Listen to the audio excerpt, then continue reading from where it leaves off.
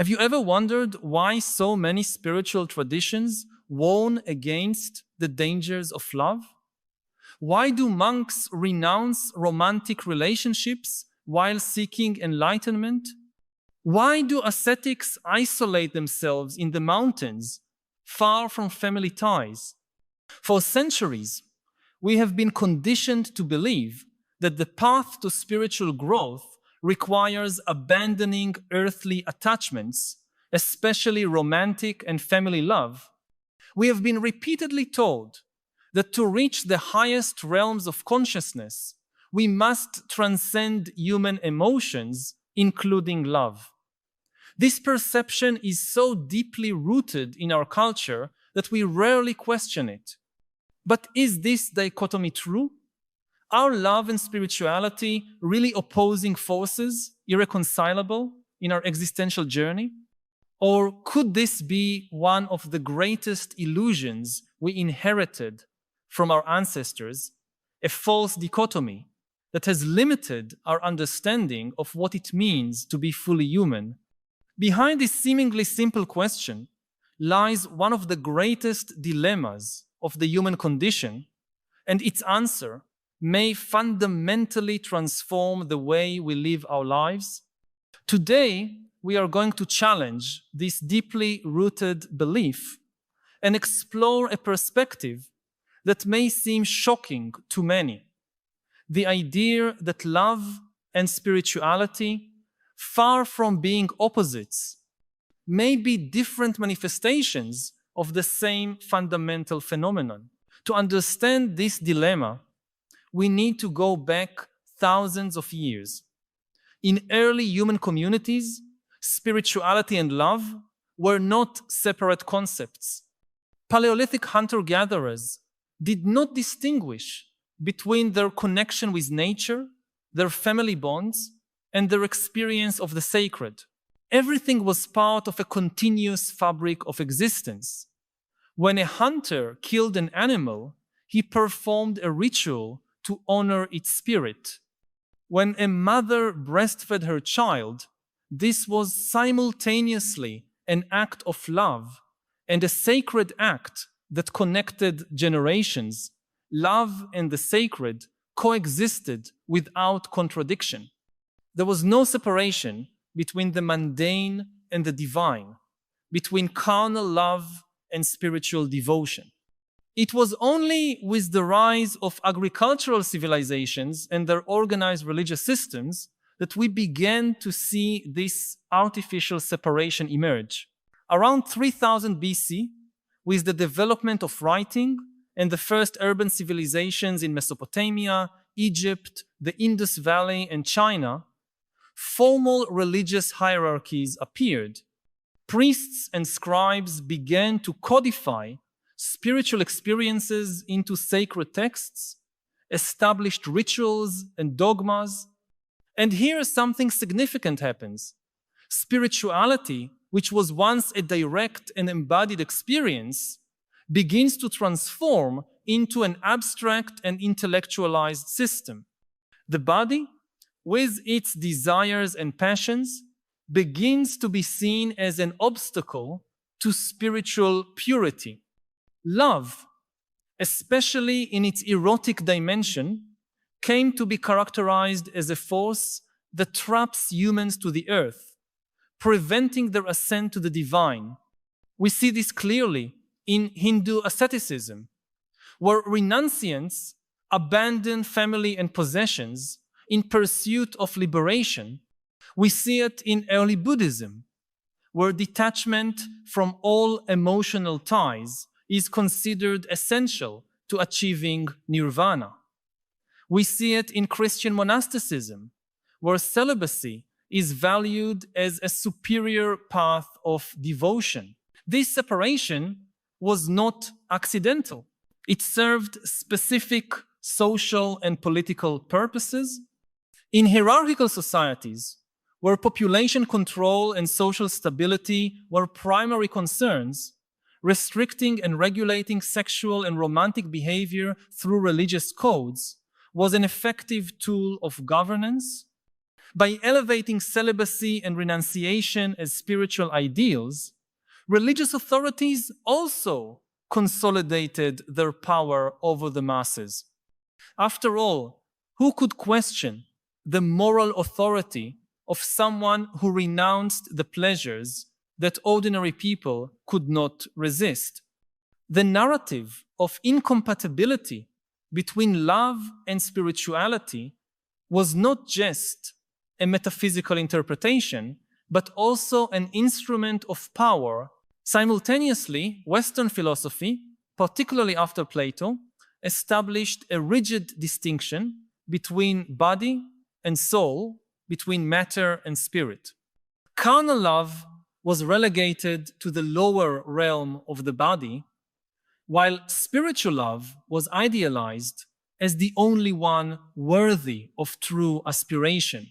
This Platonic dichotomy deeply influenced Christianity and, by extension, all Western thought. Saint Augustine, one of the fathers of the Church, transformed his own journey from libertinism to chastity into an archetypal model of spiritual evolution, further reinforcing the idea that human love is an obstacle to communion with God. This same division appears in different forms in the great Eastern traditions.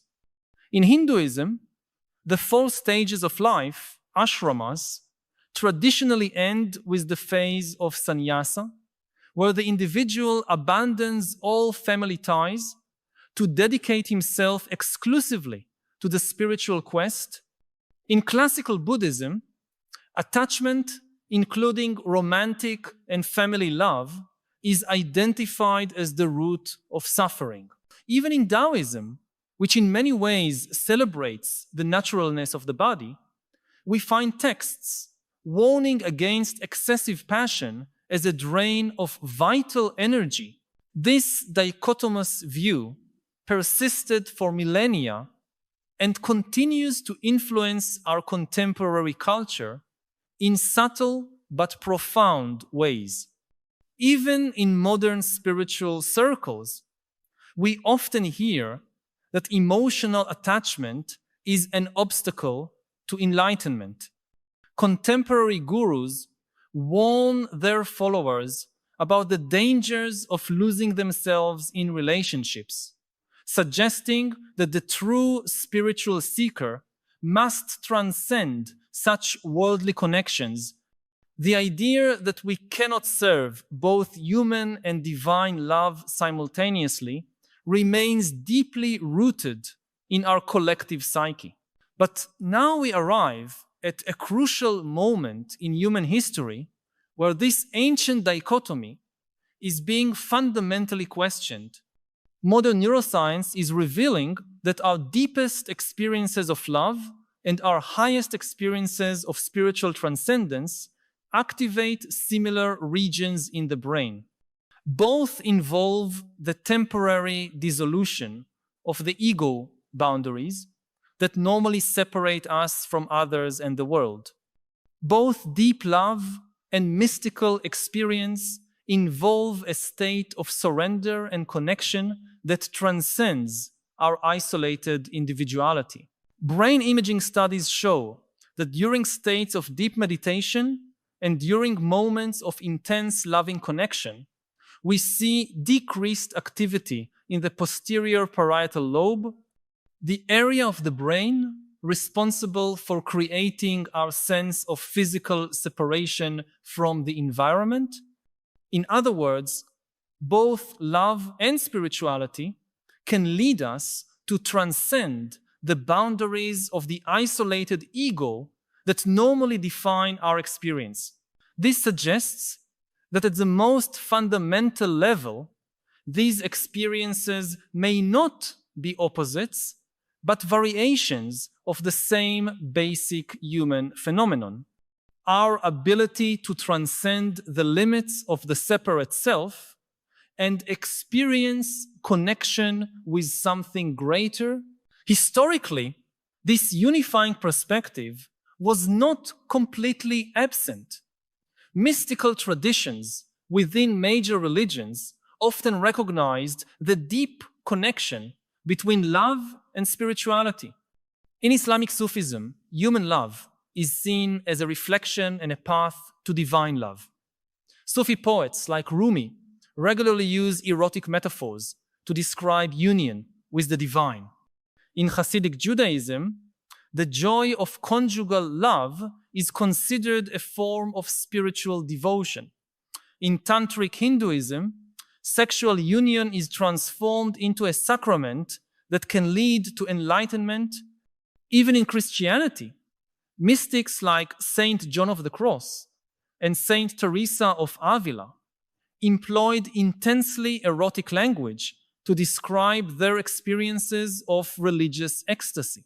So, what is really happening here? Why do so many established spiritual traditions insist on the incompatibility of love and spirituality, while mystical currents within those same traditions often see them as deeply intertwined? The answer may lie in a more subtle understanding of what truly constitutes love and spirituality in their highest forms. Perhaps the problem is not love itself, but certain forms of possessive and egocentric attachment that we often mistake for love. Love, in its most mature and evolved expression, is not possessive or exclusive. It does not seek to control or dominate. It does not depend on the other to fill an internal void or validate one's own worth. True love is expansive, generous, and liberating. It is characterized by the same quality of open presence and acceptance that we find in the highest forms of spiritual consciousness. Likewise, perhaps the problem is not spirituality itself, but certain escapist and life-denying interpretations that we confuse with authentic spirituality. True spirituality does not require fleeing from the world or denying our humanity. It does not demand that we repress our capacity for connection and intimacy. In its most integrated and mature expression, spirituality allows us to fully participate in life, including its relational and emotional dimensions, while maintaining a broader awareness that is not limited by narrow identifications. Seen from this perspective, the apparent contradiction between love and spirituality begins to dissolve. Both, in their highest forms, involve an expansion of consciousness beyond the limits of the separate ego. Both involve a movement from separation to union, from fear to openness, from contraction to expansion. Both have the potential to free us from the prison of self-preoccupation and open us to a broader, interconnected reality. Technology and modernity have added new layers of complexity to this ancient question. We live in an era of unprecedented digital connectivity, yet many experience increasing levels of isolation and loneliness. We have more communication tools than any previous generation, yet we often feel less truly seen and understood. Romantic love has been simultaneously mythologized by popular culture and reduced to dating app algorithms. Spirituality has been commodified and packaged as just another lifestyle product for individual consumption. Amid this confusing landscape, many people are turning to simplified versions of both love and spirituality as quick fixes for a deeper existential malaise. Some seek salvation in romantic relationships, hoping that the perfect partner will heal all their wounds and fill all their internal emptiness, an expectation that inevitably leads to disillusionment. Others turn to spiritual practices as a form of escapism, hoping to transcend the complexities and challenges of human relationships, only to discover that these complexities follow them even in the most isolated retreats. Artificial intelligence is beginning to present new challenges in this domain. As we develop increasingly sophisticated AI companions designed to simulate empathy and understanding, we are entering uncharted territory regarding the boundaries between human connection and technological simulation. Some people already report forming deep emotional bonds with AI assistants, while others fear that these artificial connections may atrophy our ability for authentic engagement with other humans. The line between authentic spirituality and technological escapism is also becoming blurrier, with meditation apps and virtual reality experiences promising altered states of consciousness at the touch of a button. These developments raise profound questions about the nature of love and spirituality in the digital era. What does it mean to love in an age where intimacy is increasingly mediated by technology? How can we cultivate authentic spirituality in a world of infinite digital distractions? These are not abstract questions, but concrete dilemmas that shape our everyday experience as humans in the 21st century. I want to pause for a moment to ask, do you also feel this tension in your life? This apparent contradiction between your search for deep connection with other humans and your journey of spiritual growth? I know that for many of us, this tension is rarely articulated, remaining as an underground conflict that shapes our choices and relationships. Perhaps you have felt that you need to choose between dedicating yourself to a spiritual path or diving fully into human love with all its joys and complications. If this duality resonates with you, know that you are not alone. Share in the comments, I feel this conflict between love and spirituality when your experience may help others recognize and navigate this tension in their own lives. Sometimes, simply naming these internal dilemmas is the first step toward integrating them. Let us now return to the contradictions and paradoxes involved in this issue. One of the central ironies is that both spiritual traditions and romantic visions of love often promise the same thing: transcendence, meaning, liberation from suffering, union with something greater than ourselves. Both are presented as paths to overcome the fundamental alienation that seems to lie at the core of the human condition. Yet historically, they are often presented as mutually exclusive, as if we had to choose between the vertical transcendence of spirituality and the horizontal transcendence of human love. This apparent contradiction points to something profound about the nature of our search. Perhaps we are not really seeking two different things when we pursue love and when we pursue spiritual enlightenment. Perhaps we are looking for the same thing: a way to transcend the limitations of our separate existence, to overcome the sense of isolation that comes with self-conscious human awareness, to reconnect with a wholeness from which we feel separated. If that is the case, then the real question is not whether love and spirituality are compatible, but how they can be integrated into a more holistic approach to human development. Rather than seeing these dimensions as competing forces pulling us in opposite directions, we could see them as complementary aspects of a unified path toward a fuller humanity. What might such an integration look like in practice? Perhaps it begins with the recognition that true love and true spirituality are both practices of opening and expanding consciousness. Both involve cultivating the capacity to be fully present, to see beyond projections and expectations, to offer radical acceptance.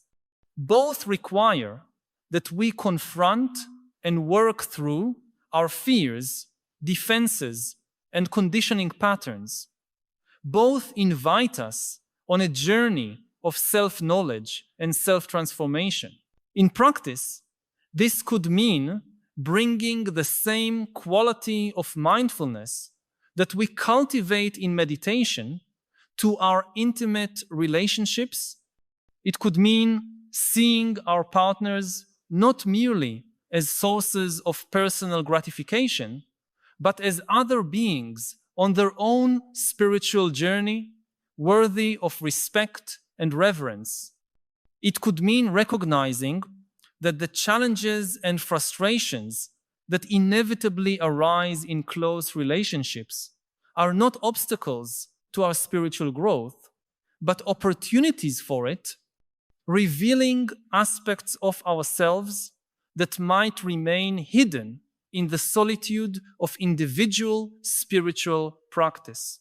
Conversely, it could mean bringing the qualities we develop through human love, such as compassion, empathy, and the capacity for intimacy, to our spiritual search. It could mean recognizing that our connections with other human beings can be portals to transcendent and sacred experiences. It could mean understanding that our ability to love and be loved is not separate from our capacity to experience the divine, but an integral aspect of it. This integrated path is not easy. It demands that we face the challenges of both love and spirituality without seeking shortcuts or simplistic solutions. It demands that we stay present with the complexities, ambiguities, and paradoxes inherent in the human condition, rather than seeking refuge in dogmatic answers or escapist fantasies. It demands that we develop the capacity to live with open questions instead of rushing toward premature conclusions. On a collective level, this integration of love and spirituality has potentially profound implications for how we organize our communities and societies. Many of the crises we face today, from political polarization to environmental degradation, can be understood as manifestations of a more fundamental fragmentation in our consciousness, an inability to integrate the vertical and horizontal dimensions of our human experience.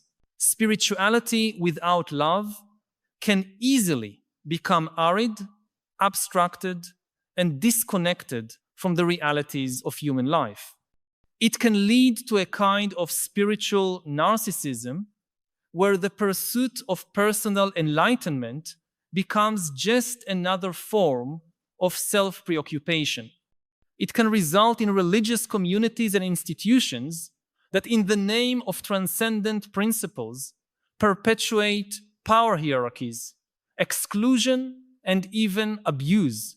On the other hand, love without spirituality can easily degenerate into attachment, possessiveness, and codependency. It can become a sophisticated form of self-expansion where the other is valued primarily for how they make us feel or what they add to our identity. It can lead to relationships that, while emotionally intense, lack a deeper foundation of shared meaning and purpose. The integration of love and spirituality offers a path beyond these pitfalls. It suggests the possibility of a form of human existence that is simultaneously deeply engaged with the world of human relationships and capable of a broader perspective that transcends immediate egoic concerns. It points to the possibility of communities that are both intimately connected and oriented towards something that transcends their particular boundaries. Historically, we have seen glimpses of this integration in various contexts. We see it in monastic communities that combine individual contemplation with a strong emphasis on communal life and service to others. We see it in certain indigenous traditions where spirituality is intimately intertwined with family and community relationships. We see it in contemporary movements that seek to unite social activism with contemplative practices, recognizing that personal transformation and social transformation are inseparable. These historical experiences suggest that the integration of love and spirituality is not merely an abstract ideal, but a concrete possibility that has already been, at least partially, realized in diverse cultural contexts. They offer models and inspiration for our own efforts of integration, even as we recognize that each generation must discover this integration on its own terms, responding to the unique challenges and opportunities of its time.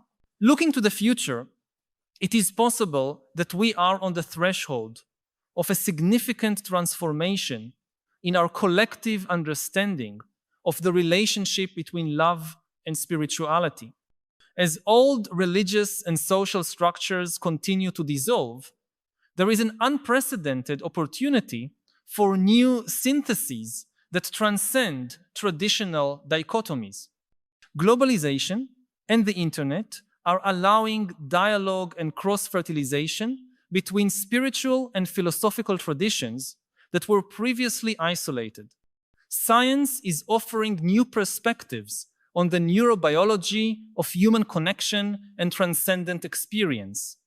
The planetary crisis is catalyzing a growing recognition of the fundamental interconnectedness of all life. Amid these developments, we are seeing the emergence of new approaches that seek to integrate insights from diverse traditions with contemporary understandings of psychology, neuroscience, and complex systems. These approaches often recognize the profound interweaving of our capacities for interpersonal love, universal compassion, and transcendent consciousness. They suggest that optimal human development involves cultivating these capacities simultaneously rather than privileging one over the other. If we are indeed on the threshold of such a transformation, how do we navigate it wisely and effectively? How do we integrate love and spirituality into our individual and collective lives in ways that are genuinely emancipatory rather than merely repackaging all dichotomies in new language?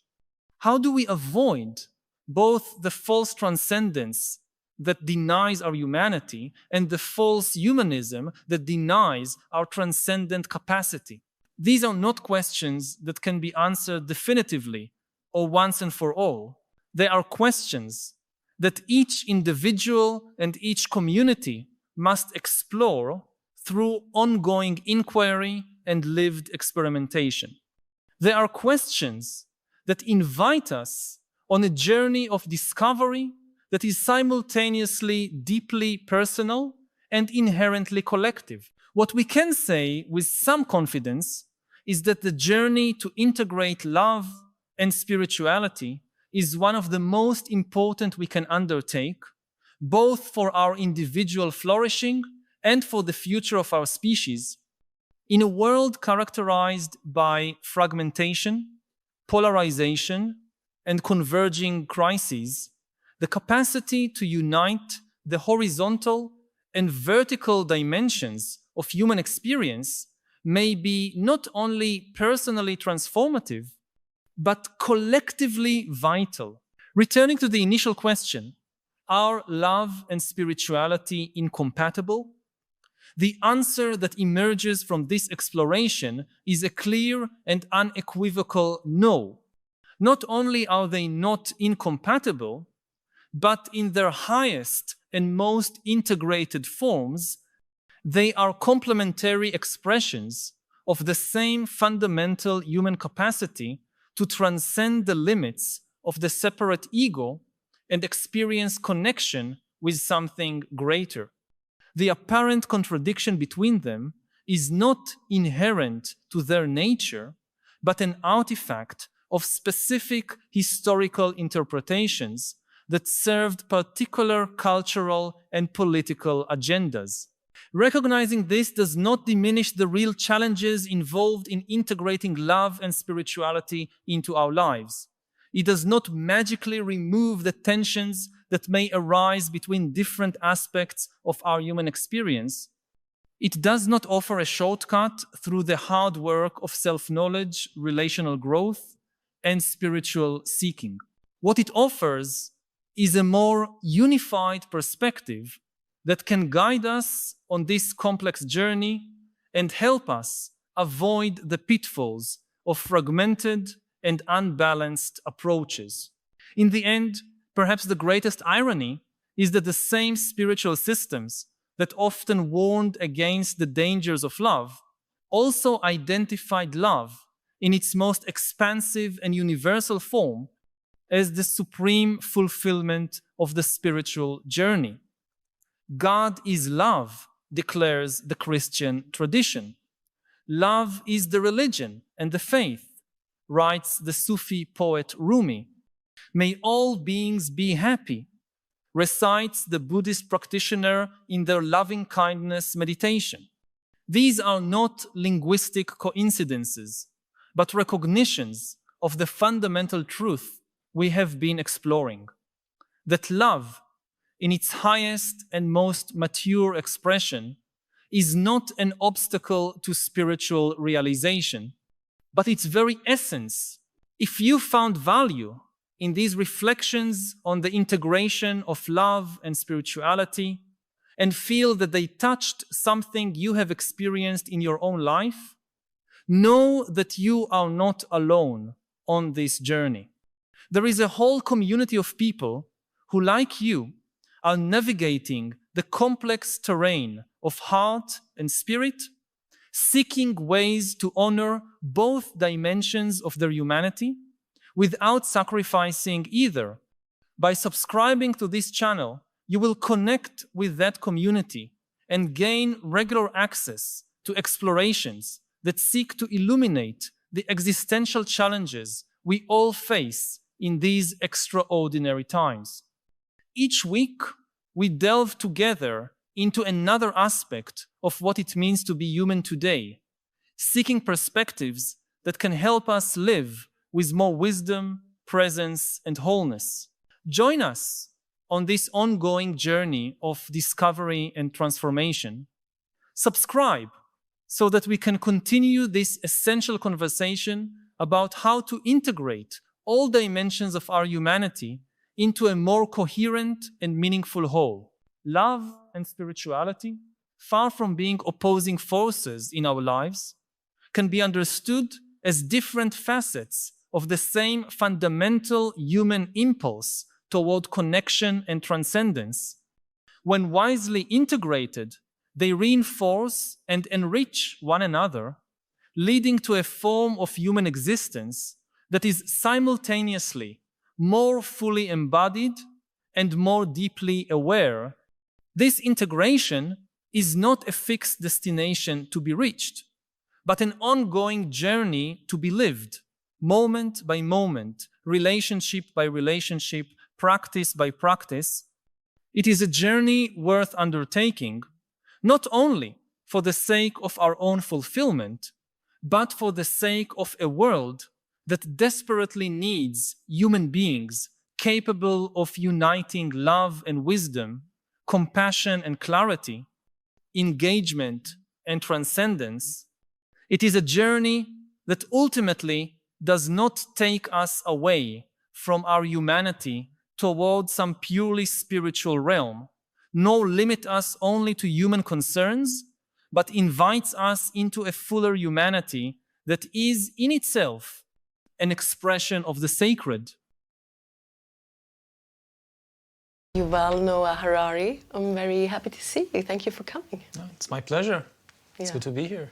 Well, we're going to talk about your book, Nexus. And after reading it, I've been thinking a lot about, well, the end of the world and annihilation of the human species.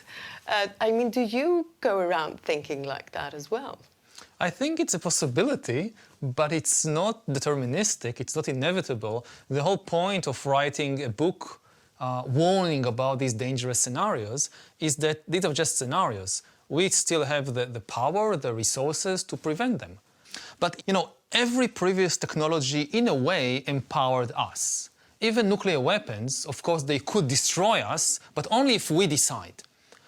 Atom bombs empowered us because the bomb cannot decide who to bomb, who to kill. You always need a human being to make the decisions. AI is different. It's the first technology in history that can make decisions by itself, which means that it's no longer a tool, it's an agent. It's an independent agent. Similarly, it's the first technology in history that can create new ideas by itself. And of course also invent new weapons.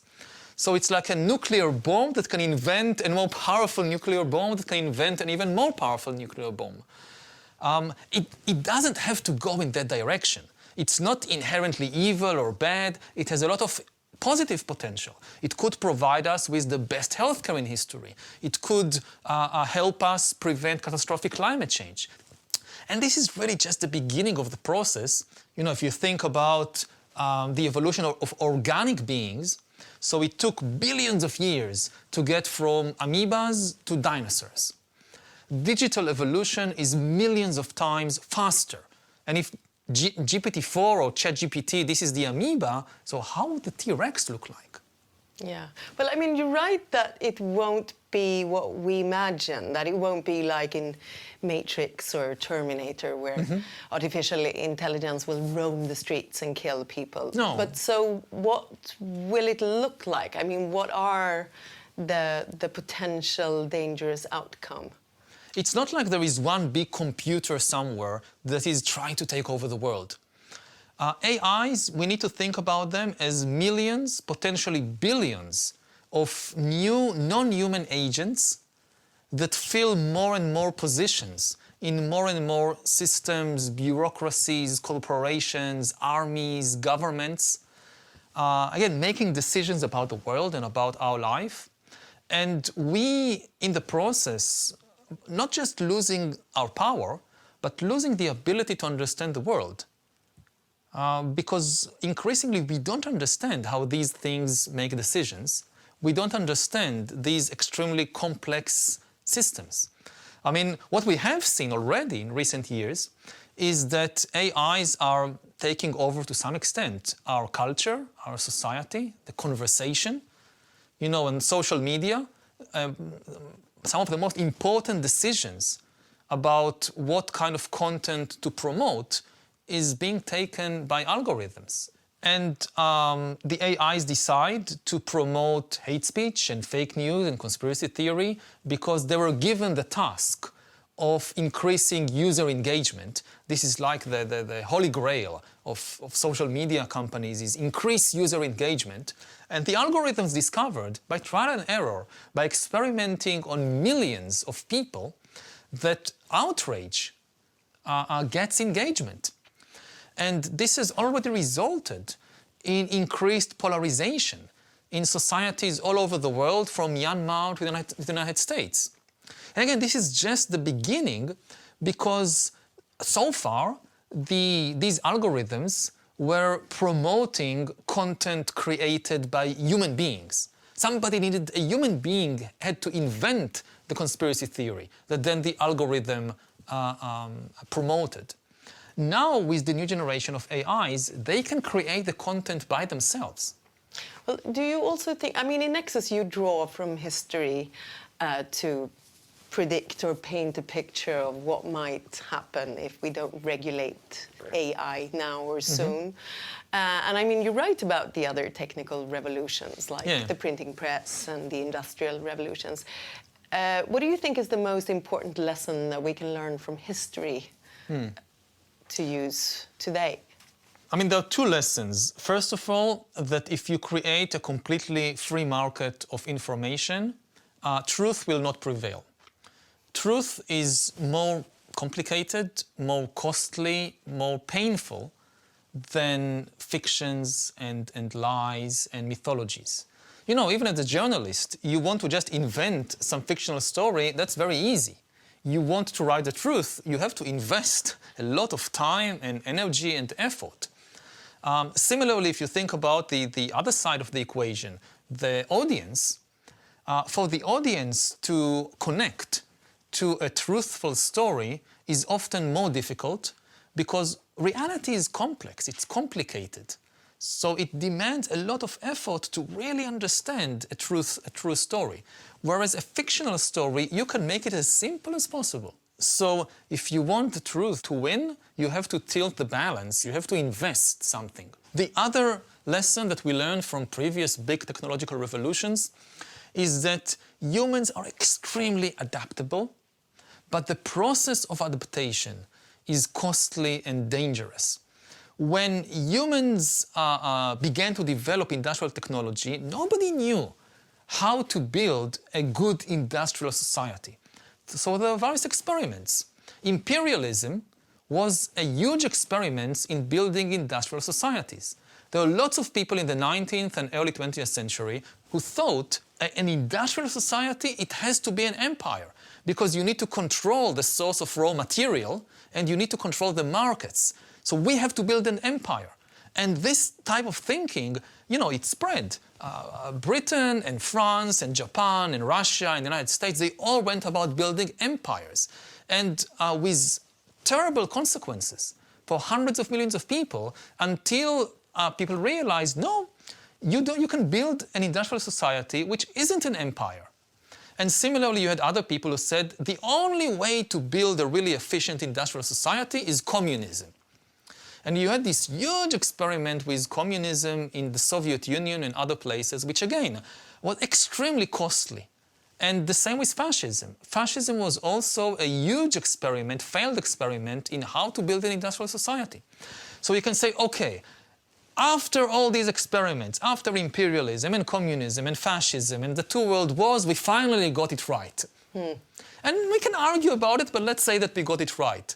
If we have to go again through this process, this time with AI and bioengineering, we don't know how to build these kind of AI-based societies, so we have to go through another cycle of failed experiments, more imperialism and totalitarianism and world war, and in the end, we'll get it right. This is very bad news. So the historical lesson is don't just think about the end result. But do you also think that we can learn from literature? I mean, haven't we been warned by Mary Shelley, Philip K. Dick, William Gibson, Isaac Asimov? We have been warned, and it's very important, it's very good that we have been warned. I think the most important literary genre of our era is science fiction, because it attempts it engages with all these possibilities and attempts to warn us about the dangers and to speculate about how to build better societies. But for this to be successful, I think that science fiction needs to really dig deep into how technology changes in a fundamental way relations between human beings. Because you have a lot of science fiction which is just, you know, like taking a very old story and reenacting it with robots. So you can do like Romeo and Juliet with robots or in space with laser guns and spaceships, and it is still Romeo and Juliet. I mean, it doesn't tell you anything new. about how humans relate to each other. But you also write that we need more fiction about bureaucracy. Yeah, this is, I think, the biggest lacuna in art is that art is not very good in explaining bureaucracy. We have Kafka. We have Kafka, we have Catch-22. It's not completely missing. But if you look, say, at the big it's blockbusters. not the bestsellers, no. Yes, it's not the bestsellers, it's not the blockbusters. And this is a problem because our life is managed mainly by bureaucratic systems. But then when we open the television and we watch a TV series about politics, it's likely to ignore the bureaucracy and instead to tell us a medieval or even Stone Age story about dynastic politics. The focus is on a family or a couple of families and the kind of basic biological dramas that characterize competition within or between families. So you have something like Succession with the kids competing for the attention of the father.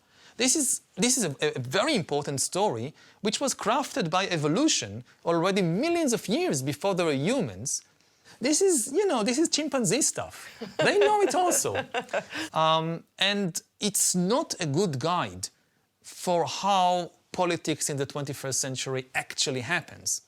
Because if we don't have these kinds of stories, then people don't understand the world. They easily fall victim to conspiracy theories about, the deep state and all these, cabals that control the world. But in fact, it's bureaucracy. It's not conspiracy. And it also makes it more difficult for us to change the system. You feel helpless. Evolution kind of prepared us for death by a tiger, not for death by a document. No. And today, a lot more people are dying because of documents than because of tigers. So, are you positive, are you optimistic, or are you pessimistic for our future? I know it's a hard question I try to to be a answer, realist. I mean, basically optimism is like saying, oh, everything will be okay. And pessimism, no, we are all doomed. Both these positions, they make us abdicate responsibility. Because if in the end everything will be okay, why bother? You don't need to take action. And it's the same if we are doomed, so why waste whatever little time we have on taking action? Realism is understanding that we have, as human beings, as a human species, we still have the resources, the technology, the wisdom to deal with major challenges, whether it's climate change or whether it's the rise of AI. Again, for instance, when I think about climate change, one of the things that people should realize is what is the cost of preventing catastrophic climate change? What size of a check do you need to write if you want to solve this? How much money? And nobody knows for sure, but the best estimates we have, something like 2%, 3%, maybe 5% of global GDP. Now, this is a lot, but it's completely doable. If I told you it's 50%, then forget it. We are not going to do it. It's not like if you're a dinosaur 65 million years ago, when the asteroid comes, then don't bother. I mean, there is nothing you can do about it. But we are not like the dinosaurs. To shift even 5% of our resources from one aim, one field to another, this is what politicians do all the time. Well, Professor Harari, it was a pleasure talking to you. Thank you so much. Thank you. The most important taboo of the global liberal order was that strong countries cannot just invade and conquer other countries by force of arms just because they are stronger. It has been, I would say, the most amazing political and maybe moral achievement of humankind. And the place to see that it was a reality is in government budgets. People talk about peace and war, and they think about, all these pacifist literature or poetry. Don't read poetry, read government budgets. And government budgets over the last 20 or 30 years have been the most amazing thing to read. More than 80% of the budget of the Roman Empire was spent on soldiers, warships, fortresses, weapons. And this was the situation until the 20th century. In the early 20th century, more than 50% is spent on the military. In the early 21st century, all over the world, taking all countries, the average expenditure went down to between 6 and 7%, compared to 10% average spent on healthcare. It was the first time in human history that governments spent more money on healthcare than on the military. And it was all based on this basic taboo that, okay, there are civil wars, there are revolts, revolutions, we didn't solve all problems. But one thing is off the table. You cannot invade and conquer another country just because you're stronger. And this taboo has now been broken. When I think about climate change, one of the things that people should realize is what is the cost of preventing catastrophic climate change? What size of a check do you need to write if you want to solve this? How much money? And nobody knows for sure, but the best estimates we have, something like 2%, 3%, maybe 5% of global GDP. Now, this is a lot, but it's completely doable. If I told you it's 50%, then forget it. We are not going to do it. It's not like if you're a dinosaur 65 million years ago, when the asteroid comes, then don't bother. I mean, there is nothing you can do about it.